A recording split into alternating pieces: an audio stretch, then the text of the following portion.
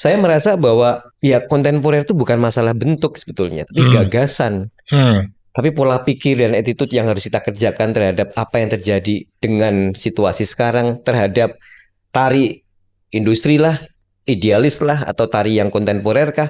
Tapi justru bagaimana kemudian kita bisa memposisikannya sebagai wacana berpikir yang kritis sebetulnya. Termasuk saat ini saya lagi bicara tentang Panji di sebuah desa di Bandung Rejo, di Magelang gitu misalnya. Saya masuk dalam ranah ekofeminisme, Mas. Ekofeminisme, juga ekodramaturgi. Bagaimana ekologi dan Panji ini sangat saling bisa memberikan asupan yang penting terhadap dunia sekarang, terhadap ekologi. Bagaimana imajinasi pengembaraan Panji itu masuk ke desa-desa, dan bagaimana pengembaraan Sekartaji juga masuk ke desa-desa dalam konteks perempuan. Bagaimana menghidupi ibu bumi, dan bagaimana secara ekodramaturgi itu memungkinkan pemahaman-pemahaman organik tentang alam itu terjadi begitu saja. Dan ini proyek saya setahun ini dengan teman-teman di Bandung Rejo ini, aduh Mas, membuat saya meyakini bahwa Panji juga sangat bisa memungkinkan masuk ke dalam ranah-ranah yang berlapis-lapis dan tidak akan pernah selesai gitu. Salam budaya, selamat jumpa kembali di Jalin Talks bersama saya Hilmar Farid. Sebentar lagi kita akan memperingati Hari Tari Sedunia, World Dance Day. Dan kali ini bersama saya hadir seorang penari, koreografer, tetapi juga akademisi tari yang luar biasa. Mas Eko Suprianto, yang juga biasa kita kenal dengan sebutan Eko PC. Mas Eko, terima kasih, selamat datang di Jalin Talks. Terima kasih Mas. Saya langsung aja ya, ini kita sebentar lagi memperingati Hari Tari Dunia. Dan saya kira Mas Eko sebagai seorang koreografer, penari, karya-karyanya sudah melanglang buana ya, sampai ke banyak negara. Dan keistimewaannya saya kira justru karena menghadirkan narasi dan ekspresi lokal yang begitu kuat. Ya, saya langsung ingat di kepala Jailolo, Atambua dan seterusnya. Boleh cerita nggak Mas, selama menjelajahi khazanah tari Indonesia yang begitu luar biasa, ketemu nggak sih misalnya, ini pertanyaan yang lugu sebetulnya ya, esensi dari tari Nusantara tuh ada apa enggak gitu? Begini Mas, jadi kalau menurut saya tari itu di Indonesia, di Nusantara ini kalau bisa dibagi gitu ya, tapi ini juga butuh penelitian yang panjang. Ya budaya tari dari kebudayaan maritim dan dari kebudayaan pertanian sebetulnya. Dua itu sudah mencakupi sebetulnya Nusantaranya. Ada lagi yang bicara tentang tari yang bersumber dari budaya keraton, tari keraton dan tari kerakyatan. Dan ini sudah sangat mencirikan sebetulnya. Kita lihat kalau di budaya pertanian ya secara gerak saja, grounded, dekat dengan tanah gitu. Banyak kalau dalam istilah tarian modern itu ada banyakan plie gitu, kakinya agak terbuka gitu. Kita lihat budaya-budaya di pertanian ini dengan tari bisa kita lihat di Jawa, di Sumatera, di Indonesia bagian barat kebanyakan di situ. Nah yang timur nih kebanyakan yang justru budaya maritim gitu. Lebih banyak kalau kita ngelihat air itu kan naik turun, jadi budaya-budaya tari-tarian yang gerakan-gerakannya naik turun, lompat-lompat itu lebih banyak dari Indonesia Timur. Juga ada budaya keraton. Kita tahu di Indonesia thousand of kingdoms ya Mas. Banyak kerajaan gitu.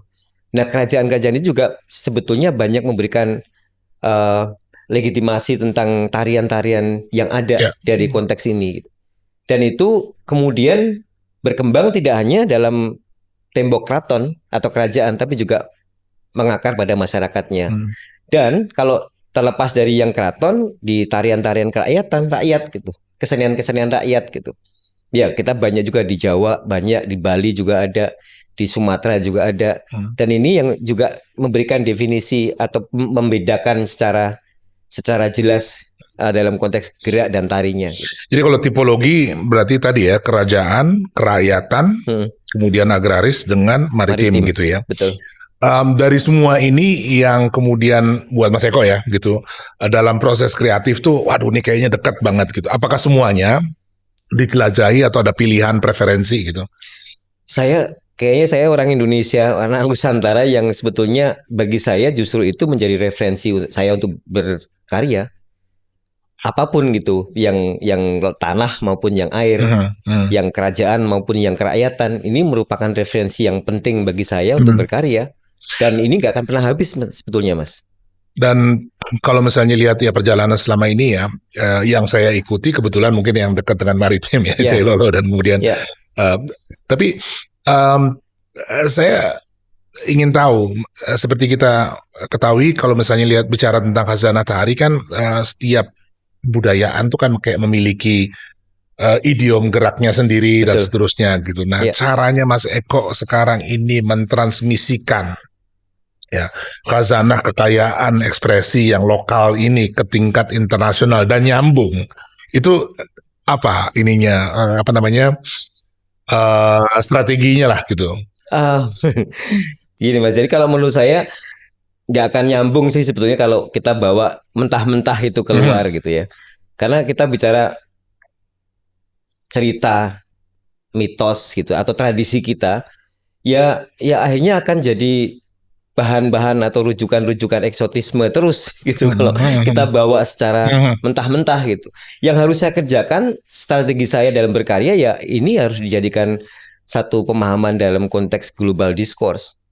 Misalnya ketika saya membuat Jailolo gitu ya, Cry Jailolo dengan kehancuran terumbu karang, nggak mungkin saya memperlihatkan tarian-tarian Legu Salai yang tradisi Legu Salai, Soya-soya, Saradabi-dabi tradisi dari Maluku Utara, dari Maluku, yang ansih begitu saja. Tapi saya harus mengambil satu benang merah atau satu wacana yang saya bisa taruh di meja sehingga orang bisa menikmati dari kultur manapun, which is saya menyebutnya dengan global discourse gitu.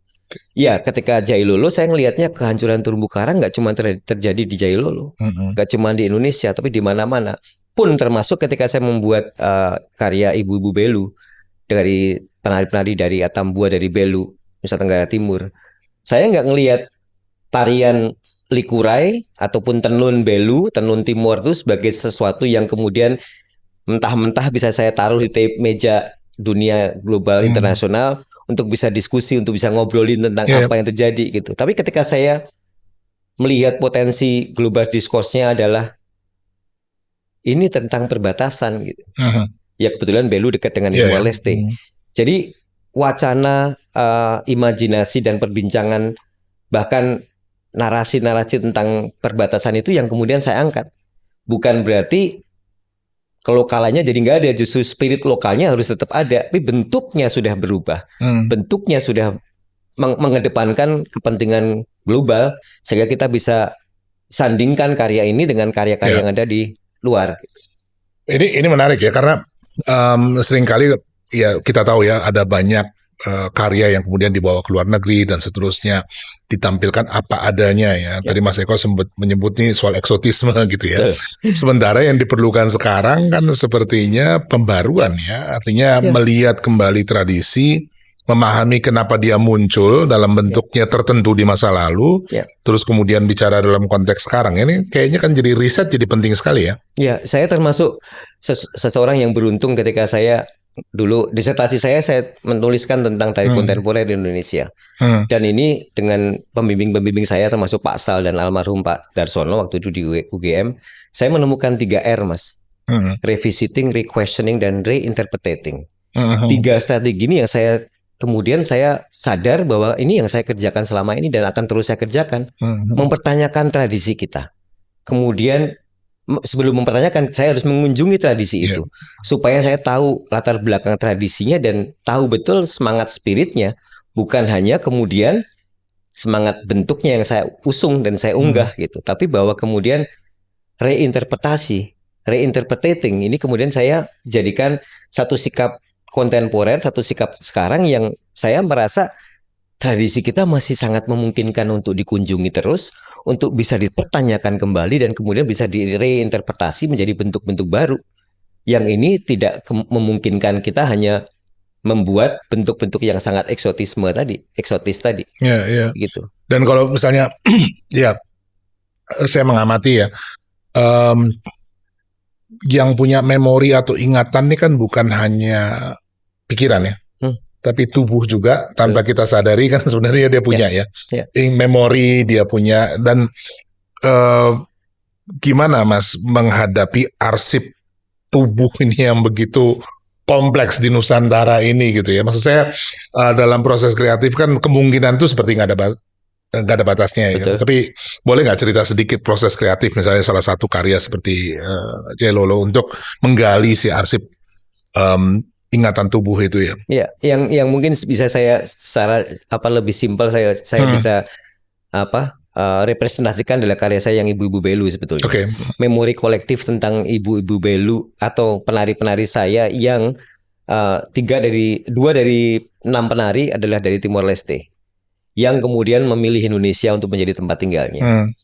Dan bertahun-tahun Fili namanya, salah satu penari saya, yang kita gali itu dengan Mbak Rene, dramaturg saya, menggali betul potensi pengalaman narasi tentang kehidupan sehari-hari dengan keluarganya, apa yang terjadi dengan tidak hanya masalah pukulan likurai itu atau tenun yang dibuatnya, tapi memori kolektif dari memori-memori yang ada dari pengalaman hidupnya yang kemudian mencoba kita transformasikan, kita benahi atau kita tunjukkan, tapi justru kita bersama-sama mengeksplorasi apa yang terjadi dengan tubuhnya. Misalnya ketika salah satu saat ketika saya tanya, yang paling berkesan dari kamu lagu Timor Leste apa yang kemudian kamu juga simpulkan bahwa ada di Belu di Indonesia? Lagu tentang kepedihan seorang ibu ditinggalkan anaknya karena anaknya menikah. Jadi ibu itu sambil menangis, sambil menepuk dada. Dan itu adalah lagu tradisional mereka. Dan kemudian ini menjadi inspirasi saya untuk membuat gerakan yang memang betul dari pengalaman pribadi ini, dari narasi berpikir mereka ini. Bukan narasi dalam tarian, dalam konteks tarian gitu, bentuk tariannya saja. Tapi justru inilah menjadi kekuatan dari Fili. Ketika ini menjadi satu narasi tentang ya Ibu-Ibu Belu, perbatasan, dan bagaimana dia meneruskan tradisinya untuk mengingat kembali dan terus-menerus untuk bisa menjadi spirit hidupnya berikutnya. Kalau misalnya sekarang dari pengalaman membawa ya karya-karya ini ke luar ya, sementara kita lihat global dance ini dominasi pop di dalam itu kan kuat sekali gitu. Itu Mas Eko selama ini mencoba mempertemukan, mendamaikan ya, karena bahasa yang digunakan hari ini kan pop sangat menonjol gitu ya. Ada nggak upaya untuk menyeberang sehingga dia menjadi lebih komunikatif, atau ya udah bawa aja ini bentuk ekspresi ya silahkan terima kalau kalau menarik. Ya kebetulan saya dengan jaringan teman-teman yang pernah mengundang saya di luar gitu ya Mas, saya selalu ada tendensi memang tidak ke arah begitu, tidak ke arah sana gitu. Dan itu sudah menjadi pilihan saya Mas. Saya pengen memang betul-betul memilih gitu. Kalaupun saya mau ke sana, saya penarinya Madonna dulu Mas. Saya paham betul gitu, 168 tour itu pentas itu saya lakoni dengan sangat gegap gempita gitu. Tapi ketika saya kemudian membuat Asian Games misalnya atau yang lain dengan konteks industri ini, ya saya melakoninya dengan yaitu serta-merta bukan ranah idealis saya sebagai koreografer atau sebagai pencipta karya tari yang harus ke sana terus gitu. Saya ada kalanya memang harus berhenti dan diam sejenak untuk melihat potensi apa yang kemudian kita bisa usung menjadi tadi diskurs global dan kita bisa taruh di meja untuk kita diskusikan, kita nikmati bersama-sama di dunia internasional. Karena ini salah satu cara saya mengenalkan Jai Lolo misalnya. Dulu Jai Lolo nggak akan pernah ada yang tahu ketika kemudian kayak Jai Lolo tampil di Eropa di 19 negara yang kemudian juga tampilnya hampir 4 tahun. Dan ya memang mereka akhirnya ngerti Jai Lolo dari tarian Krai Jai Lolo. Tapi kemudian kan saya bisa diskusi, ngobrol. Oh Jai Lolo tuh di sini tariannya ini aja, makanannya ini aja, orang-orangnya seperti ini, konflik yang terjadi seperti ini dulunya, dan sekarang bagaimana?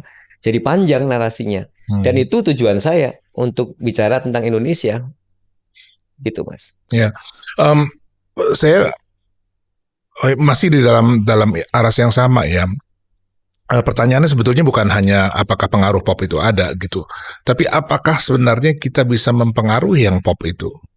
Ya karena kalau misalnya kita lihat kan yang pop kalau mau ditelusuri kan akarnya ya vernakular juga kan, gitu awal mulanya gitu ya, folk dan bahkan juga dari macam-macam ballet dan seterusnya gitu. Tapi dia membentuk apa yang sekarang kita kenal sebagai pop.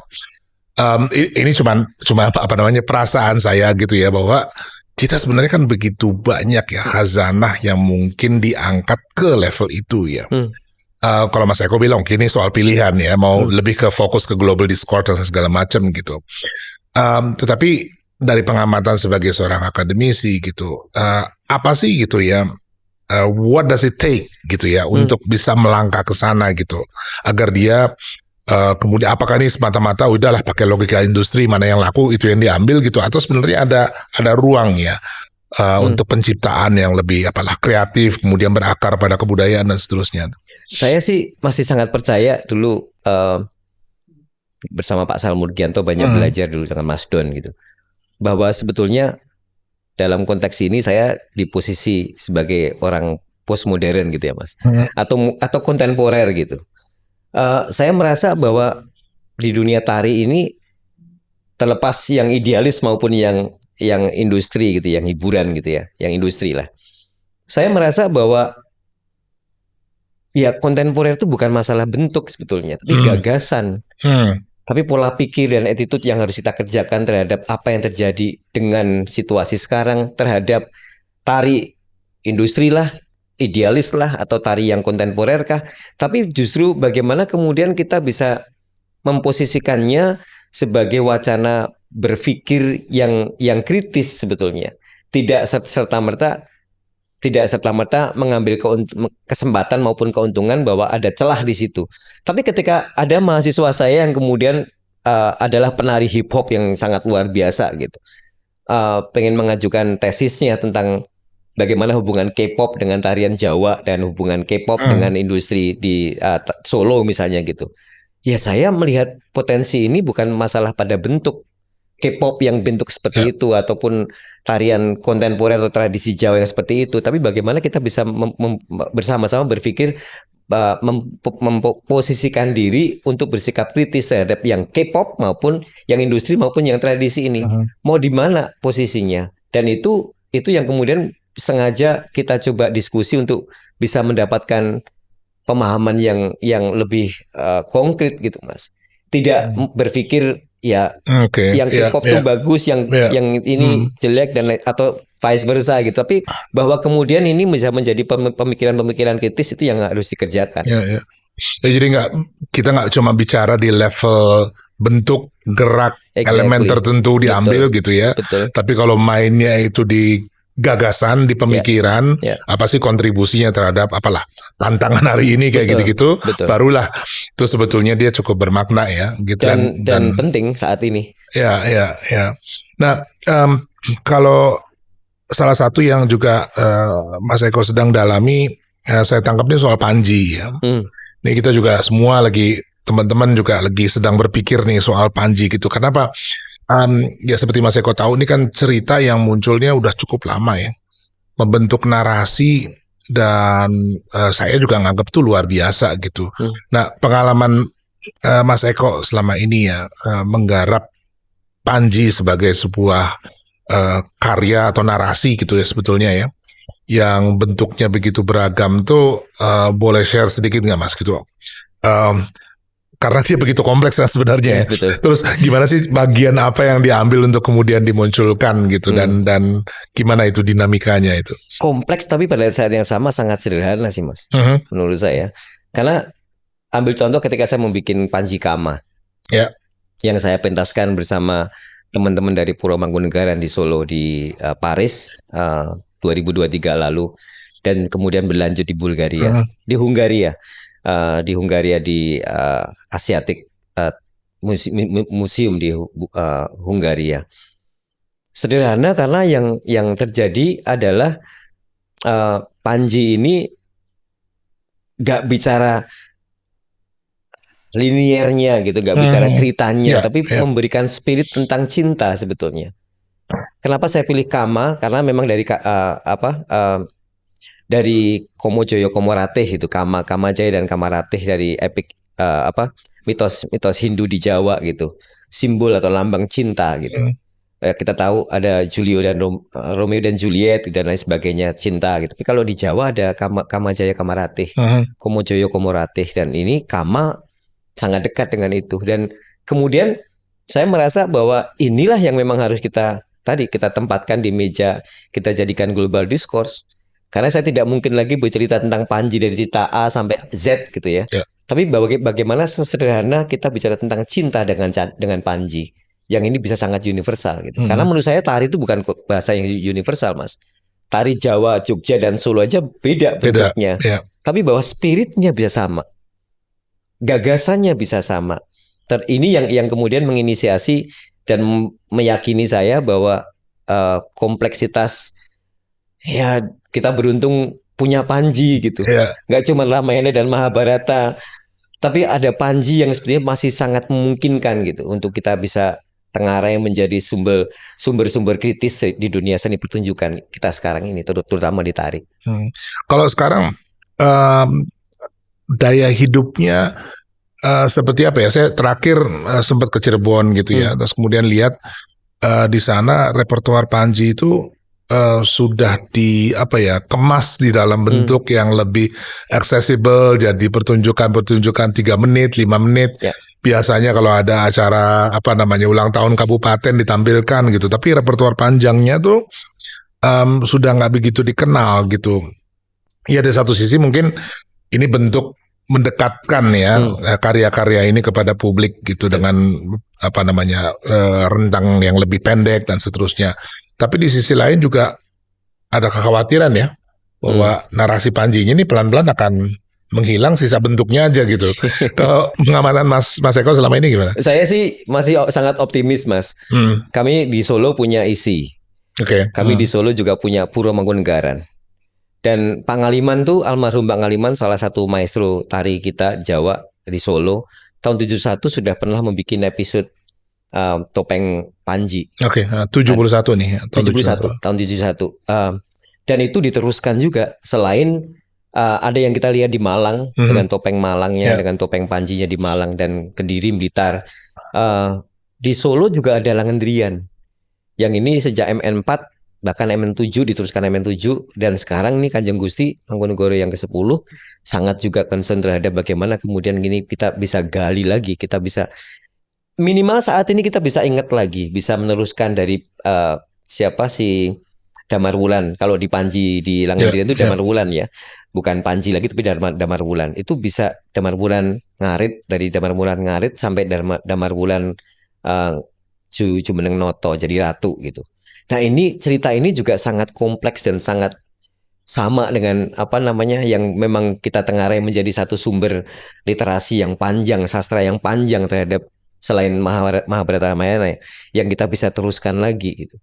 Dan optimisme itu kemudian berlanjut ketika ya tugas saya sebagai akademisi dan juga koreografer kontemporer sekarang ya bagaimana kita bisa melihat potensi ini bisa berlanjut, terus dipertanyakan, terus dikunjungi dan juga terus diinterpretasi. Itu yang menurut saya masih sangat memungkinkan di hari ini untuk bisa kita kerjakan gitu. Termasuk saat ini saya lagi bicara tentang Panji di sebuah desa di Bandung Rejo di Magelang gitu misalnya.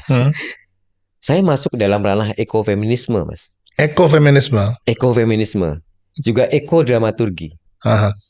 Bagaimana ekologi dan Panji ini sangat saling bisa memberikan asupan yang penting terhadap dunia sekarang terhadap ekologi. Bagaimana imajinasi pengembaraan Panji itu masuk ke desa-desa dan bagaimana pengembaraan Sekartaji juga masuk ke desa-desa dalam konteks perempuan. Bagaimana menghidupi ibu bumi dan bagaimana secara ekodramaturgi itu memungkinkan pemahaman-pemahaman organik tentang alam itu terjadi begitu saja. Dan ini proyek saya setahun ini dengan teman-teman di Bandung Rejo ini, Mas, membuat saya meyakini bahwa Panji juga sangat bisa memungkinkan masuk ke dalam ranah-ranah yang berlapis-lapis dan tidak akan pernah selesai gitu. Dan itu justru karena narasinya bersifat terbuka ya. Sangat Jadi bukan terbuka. kayak ada pakem yang nggak boleh diapa-apain gitu, tapi dia satu jalinan narasi yang bisa diisi, dikembangkan. Sebenarnya sifat narasinya begitu ya, apa Betul. Panji itu ya. Dan selain terbuka, sebetulnya memberikan kemungkinan kita juga bisa ya lagi-lagi mempertanyakan gitu. Apakah mungkin ya Panji itu bisa memberikan satu ruang imajinasi terhadap bagaimana aliran sungai itu kering karena perubahan iklim.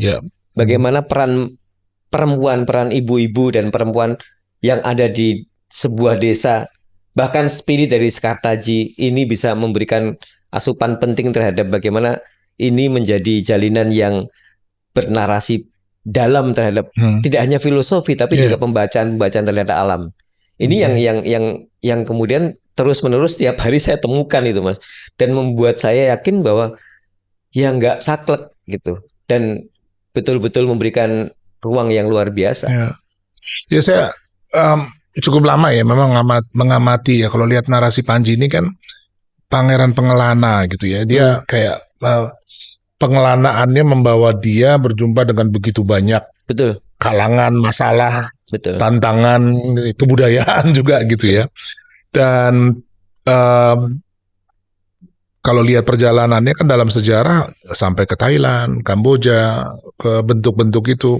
Nah, dalam pengalaman Mas Eko ya, saya yakin Mas Eko juga punya pengenalan terhadap situasi Asia Tenggara cukup baik. Di sana kemudian bentuk-bentuknya atau secara ekspresi itu ada koneksi nggak dengan kita di sini gitu ya? Atau dia pengembangan yang sama sekali berbeda gitu? Ada dua teman yang saya temui ketika kami dulu dengan Goethe Institute pernah bicara masalah tari kontemporer gitu ya. Yang waktu itu kita bicara masalah Ramayana dan Mahabharata, Ramayana waktu itu. Tapi kemudian ketika datang di tahun pertama kita ke Kamboja itu, saya bertemu dengan teman saya dulu alumnus juga dari UCLA, kakak kelas saya di UCLA dulu, Sofilin Sapiro yang memang betul-betul maestro tradisi dari Kamboja, yang kemudian juga mempertanyakan, Eko, I heard that you also guys have this mythology of Panji gitu. Oh, dia langsung begitu ya? Iya, menanyakan itu. Dan kemudian ketika kita bertemu lagi dengan satu teman saya dari Thailand, namanya Pichat Kunchulun, salah satu koreografer juga yang terkemuka di Thailand, dia juga tanya, ya kita kayaknya perlu juga ngobrolin masalah ini gitu. Bagaimana kalau kita coba dulu lepaskan pelan-pelan tentang Ramayana, karena kita ternyata kita juga punya Panji gitu di Thailand dan di Kamboja. Dan ini kemudian menjadi wacana yang panjang waktu itu, menjadi diskusi yang panjang. Ya, jadi semakin yakin kalau saya semakin yakin kalau memang ya ternyata memang nggak cuman di Jawa, nggak cuman itu, tapi di Asia Tenggara juga ada, dan tokoh-tokoh ini juga meyakinkan saya. Mereka juga percaya, Mas, kita bisa kerjakan. Nah, justru saya mau masuk ke sana tuh, karena perbandingannya selalu gitu kan. Kita kenal Mahabharata dengan Ramayana ya sebagai epik yang kemudian berkembang, dan seperti kita tahu ada adaptasi di sini yang di sumbernya nggak dikenal gitu ya. Tapi kalau Panji ini kan betul dari sini gitu ya, betul-betul lahir di tanah Jawa dan kemudian menyebar ke. Nah, dari pengalaman selama ini, kalau misalnya lihat tarian Ramayana yang ada di Kamboja, Thailand, kemudian sampai ke sini dan seterusnya, sebaliknya ya, kita bicara tentang arus balik nih gitu ya. Arus balik dari kita ke sana tuh sebenarnya apa sih tantangan yang paling besar kita hadapi? Kalau itu kan kita bicara Ramayana, Mahabharata, sejarah ribuan tahun gitu ya, India ya sampai ke sini gitu ya.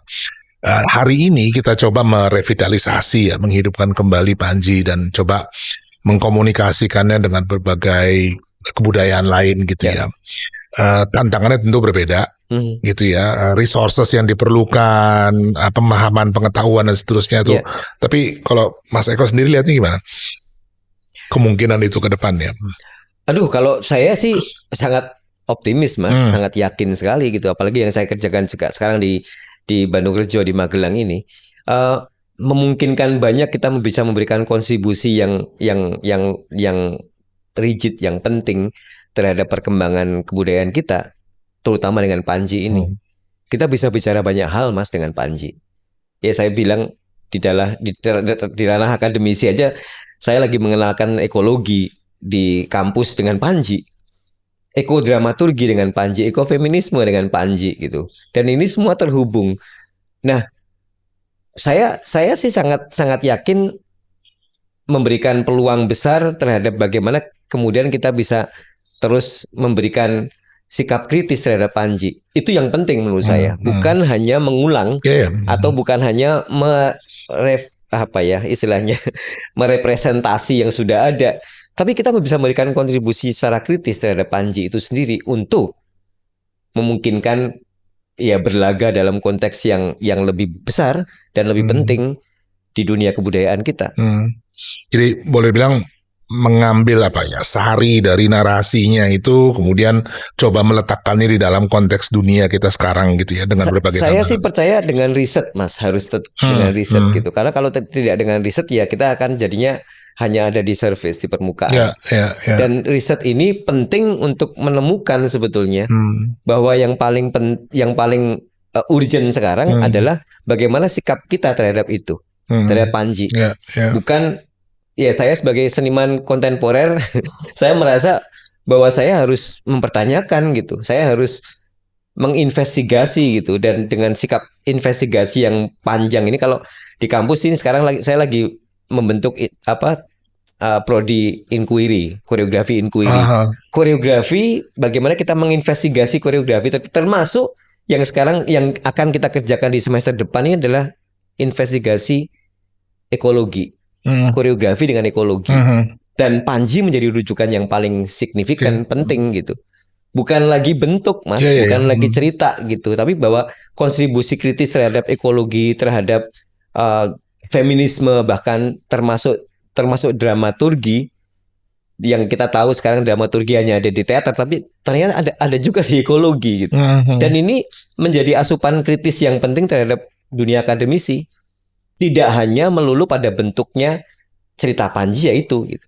Sama seperti ketika Kama tentang cinta, ini Panji tentang pengembaraan yang tidak akan pernah selesai gitu. Pengembaraan yang berhubungan dengan banyak hal yang bisa memberikan satu kontribusi layer yang lebih dalam dan memberikan kontribusi lebih dalam dan nyata untuk kehidupan sekarang.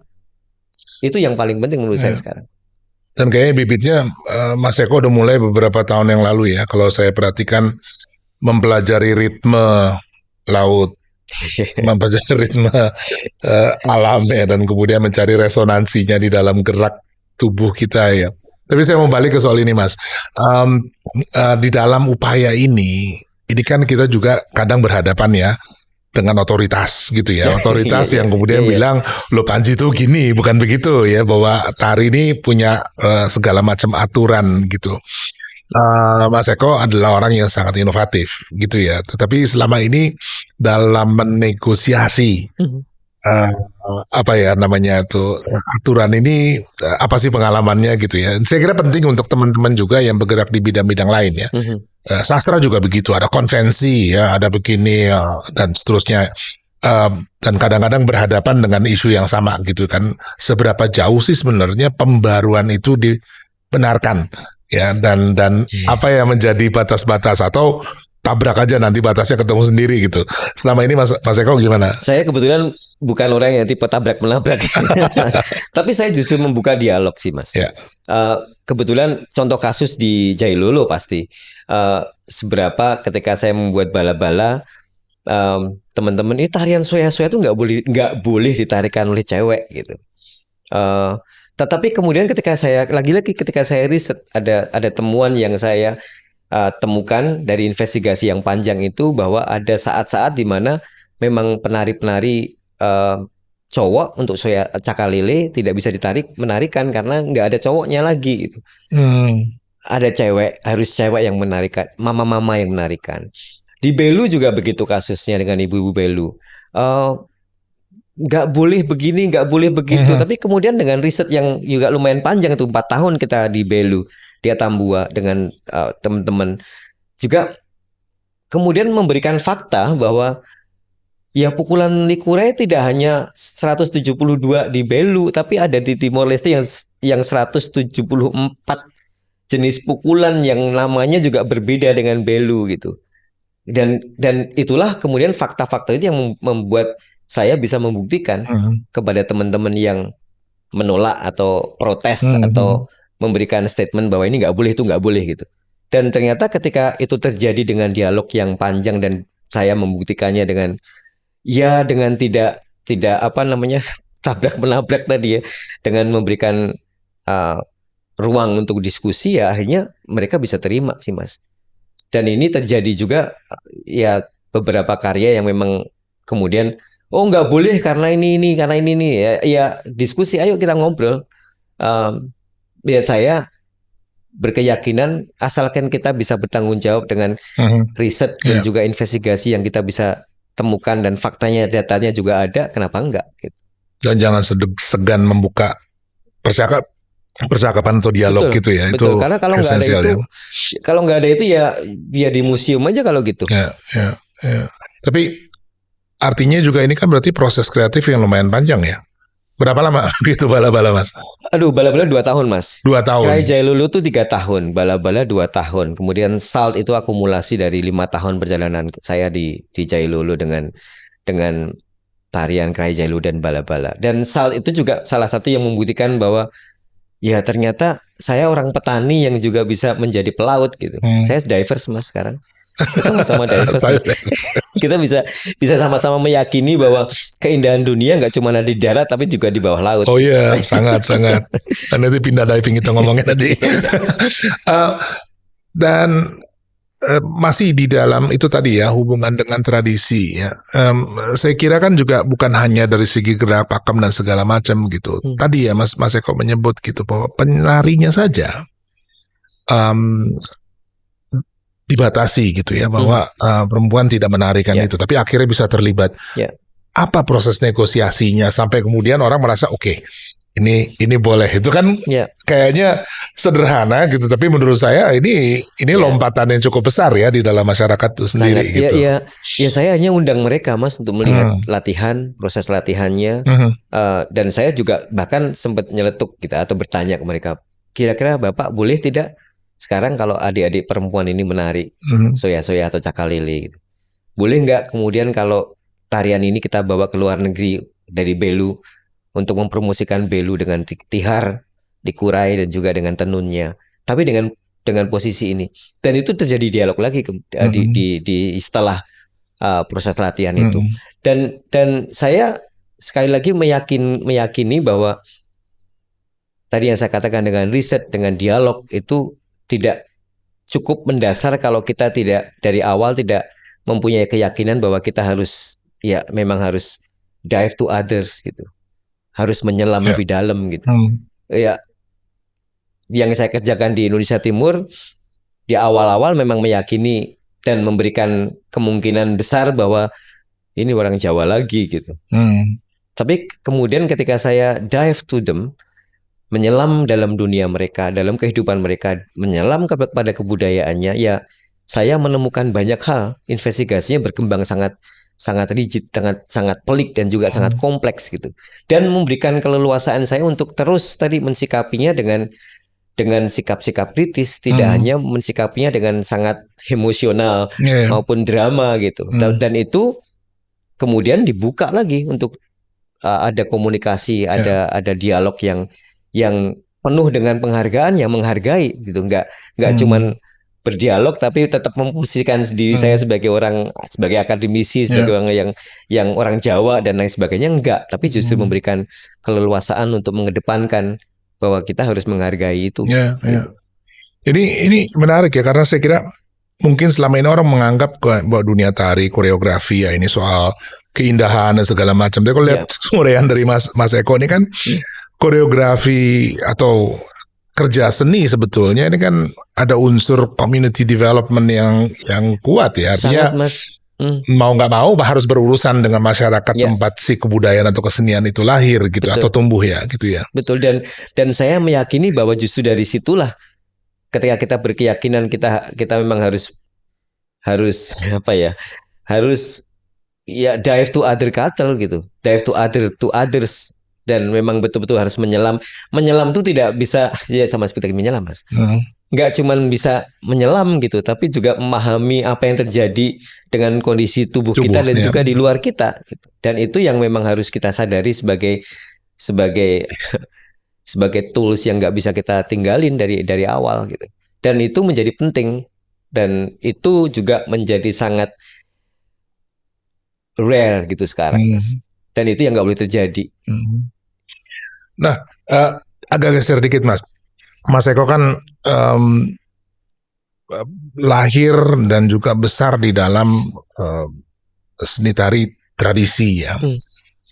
Tetapi juga pada saat bersamaan akademik mengenali struktur berpikir modern dan seterusnya gitu. Nah, ini pertanyaan lama yang menghantui pikiran saya kalau bicara soal tari, soal dimensi spiritual, gitu ya. Karena apa? Karena kalau kita lihat misalnya cara Barat mendekati tari gitu ya, mereka pakai notasi laban semua dihitung gitu ya, kemudian menjadi matematis gitu ya, dan dipelajari juga dengan cara yang sama gitu ya, sama seperti musik ya, musik juga kan begitu ya. Jadi mereka menggunakan perangkat aritmetika, matematika gitu untuk transmisikan pengetahuan mengenai karya. Sementara di kita nih kan ada tadi ya dimensi spiritual tuh.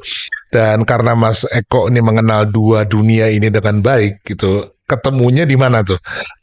Apakah ada saling mempenguatkan atau ada saling menegasikan dalam proses berkarya Mas Eko? Gimana itu? Saling menguatkan sih, bisa saya ambil statement itu, karena memang sebetulnya ketika saya nggarap Kama misalnya, Panji Kama, Kamajaya Kamaratih itu juga tidak hanya serta-merta tokoh atau karakter laki-laki perempuan gitu. Tetapi simbol spiritualitas Jawa tentang cinta yang berhubungan dengan laki-laki, tentang perempuan, tentang ibu, tentang spiritualitas, tentang adat yang tidak serta-merta hanya berhenti pada bentuk fisiknya gitu. Tapi ibu itu juga bisa ibu bumi, tidak perempuan gitu. Ibu juga bisa merupakan satu pola pikir kita terhadap bagaimana kita mengedepankan permasalahan dan menyelesaikannya dengan sangat nyata gitu, dengan logis gitu. Tapi pada saat yang sama, sikap-sikap spiritual yang terjadi adalah ketika misalnya meyakinkan diri bahwa yang kemudian kita kerjakan ini adalah memberikan bentuk-bentuk imajinasi yang tidak pernah akan bisa sama untuk orang-orang yang menikmati karya kita. Artinya bahwa tingkatan-tingkatan spiritualitas kita harus dilatih gitu. Harus dijaga dan dilatih intensitasnya gitu. Sama seperti penari, ya memang harus latihan, Mas. Teknik itu nggak bisa dikesampingkan gitu. Dan itu menurut saya adalah sikap spiritual. Yang spiritualitas itu terjadi tidak hanya di panggung tapi juga dalam prosesnya. Dan nyata banget sekarang jadi mikir Panji terus saya, Mas, sekarang. Termasuk ketika ngomongin tentang Panji, ya proses dari pengembaraan itulah yang penting. Pengembaraannya itulah adalah sikap spiritualitasnya yang kemudian memberikan atau menghasilkan atau melahirkan edukasi, kepahlawanan dan lain sebagainya. Tapi awal-awalnya, ujung-ujungnya di awal adalah tentang spiritualitas gitu. Yang ini harus sebagai penari ya harus dilatih, Mas. Tidak bisa serta-merta kita bisa salto atau bisa nari dengan baik kalau kita tidak melatihnya. Saya ingat betul Pak Maridi atau Pak Ngali lah, ketika dulu kita latihan topeng Panji kembar di rumahnya di Kemlayan. Yang paling penting di Jawa itu adalah latihan gitu. Latihan Panji, topeng waktu itu karena topeng Panji, ya tidak latihan menari dengan dimasukkan topeng di wajah kita, tapi bagaimana kita bisa melihat bayangan diri kita sendiri di tengah terik matahari. Itu sikap spiritualitas yang tidak pernah terjadi dan tidak pernah saya pikirkan, Mas. Ketika Pak Ngali dengan bahasa Jawa beliau mengendiko, nontono bayanganmu dewe ketika joget Panji. Karena Panji itu ada di bayanganmu sendiri gitu. Itu yang saya anggap sebagai statement spiritual yang tidak pernah lekang gitu. Karena ketika saya nari di panggung, ya nari aja gitu. Menjadi Panji saja gitu. Tapi proses menjadi Panji ketika saya menari dengan melihat bayangan saya sendiri dengan mata yang segini, itu menjadi tendensi intensitas dan pemahaman tubuh dan pemahaman gerak itu tidak hanya melulu pada bentuknya gitu. Dan itu yang menjadi penting bagi saya, Mas. Dan meyakini sampai sekarang. Nah itu tadi tuh, saya senang banget nih penjelasan ini gitu karena ya kita bicara tentang intensitas, yang bicara tentang kengototan yang entah energinya datang dari mana gitu ya. Tetapi dan justru di sini saya lihat misalnya orang dari barat gitu ya, ada kecenderungannya kan kemudian gimana itu menghitungnya, terus gimana bikin jadwalnya. Terus mas saya 5 tahun di Amerika, Mas, dan saya paham banget di kampus itu bagaimana I have to deal with those people who think they are modern dan gitu kan? logis gitu. Dan ya challenging, Mas. Challenging ya. Makanya saya lihat gitu ada kualitas di kita ya secara kultural gitu ya. Yang gimana ya, mau dibilang ada unsur berserah gitu ya. Jadi mengikuti prosesnya, nggak tahu apakah akan benar baik atau enggak, ikutin aja dulu gitu kan. Dan itu mengalir. Justru menumbuhkan sesuatu di dalam diri yang tadi itu mencari bayangan sendiri, mencari bentuk diri yang lebih baik dan seterusnya, dan kayaknya itu ada di dalam cerita Panji gitu ya. Seluruh proses itu gitu. Ini kita jadi filosofis banget nih. Tapi pertanyaannya tentang filosofi, Mas. Lebih teknikal. Saya membayangkan apa yang sekarang ini Mas Eko kerjakan tuh bukan hanya kemudian dikenal di banyak negara di dunia, itu tentu kita semuanya ikut senang dan bangga gitu ya. Tetapi juga pulang ke rumahnya, gitu ya. Jadi dalam masyarakat kita, sayangnya kan di sini memang kita berhadapan dengan ya tadi ya industri pop yang luar biasa dan seterusnya gitu. Saya juga tidak mempertentangkan gitu ya. Artinya ini sesuatu yang tumbuh juga secara alamiah dengan kekuatan-kekuatan yang ada sekarang. Tetapi kalau bicara strategi gitu, apa ya kira-kira yang mungkin kita lakukan secara lebih efektif gitu ya, sehingga tujuan untuk menumbuhkan masyarakat kita yang lebih mengenal tadi ya semua laku spiritualnya, narasinya, bentuk-bentuk ekspresinya itu lebih baik apa? Ya rumus yang paling ini ya pendidikan gitu. Tapi maksudnya di samping itu yang mungkin dikerjakan oleh orang-orang kreatif gitu, apa kira-kira Mas? Aduh, kalau saya sih masih sangat percaya dengan 3R itu. 3R saya tuh masih sangat memungkinkan gitu. Saya ingat ketika dulu bertemu dengan Sofili dan juga Picat itu, saya tanya sama almarhum Pak Mantep gitu, cerita tentang tradisi gitu. Aslinya bagaimana sih tradisinya gitu. Dan saya beruntung juga waktu itu dengan Pak Mantep almarhum. Beliau juga memberikan keleluasaan saya untuk bertanya gitu. Kemudian dan mempertanyakannya kembali gitu. Tapi kira-kira niku dinten apa, Pak? Hari apa itu kira-kira? Ya orang ngerti, sok kemis kliwon, sok kemis pon gitu. Bahkan Pak Mantep waktu itu almarhum juga sangat memungkinkan. Saya merasa beruntung, Mas, untuk bisa terus mengenali empu-empu saya, kenal dengan empu-empu saya, dan sampai kemudian saya bisa berdiri sekarang ini, yakin banget karena empu-empu saya juga memberikan keleluasaan saya untuk terus menggali dan bertanya, dan memberikan ruang untuk bertanya itu penting gitu. Nah itu mungkin kuncinya, kita harus terus bertanya. Dan bagaimana secara kreatif kita terus memberikan kontribusi yang nyata terhadap apa sih yang menjadi aspirasi kita untuk masyarakat yang membutuhkan sekarang. Ya kita bicara aja Panji. Ya kita harus terus bertanya apa sih yang dibutuhkan dengan Panji untuk mereka. mungkin itu yang harus kita kerjakan sekarang gitu. Ya mungkin saya beruntung, kita semua beruntung lagi berpikir tentang Panji gitu. Jadi harus terus bertanya dan terus mengulik, menginvestigasi ini, menginquiry ini gitu. Tapi bahwa kemudian yang harus kita kerjakan dengan nyata ya harus kita lakukan dengan memberikan banyak pertanyaan tentang Panji. Itu yang menurut saya akan sangat secara sadar kita akan bisa menemukan hal-hal yang baru lagi. Sebetulnya saya kira ini pesan yang penting bukan hanya untuk dunia tari ya, tapi dunia kebudayaan secara umum ya. Jadi kayak revisiting itu kan ya, tadi saya kira Mas Eko benar sekali gitu bahwa ada banyak hal di dalam kehidupan budaya kita yang kita take it for granted gitu ya, kita terima jadi, nggak pernah kita revisit gitu, nggak pernah kenapa sih dia ada gitu ya, terus kemudian tanya lagi dan memperbarui ya sehingga dia bisa terus hidup gitu. Tahu-tahu nanti semua orang udah mulai lupa, kita mulai marah-marah gitu ya karena nggak ada orang yang ingat dan seterusnya.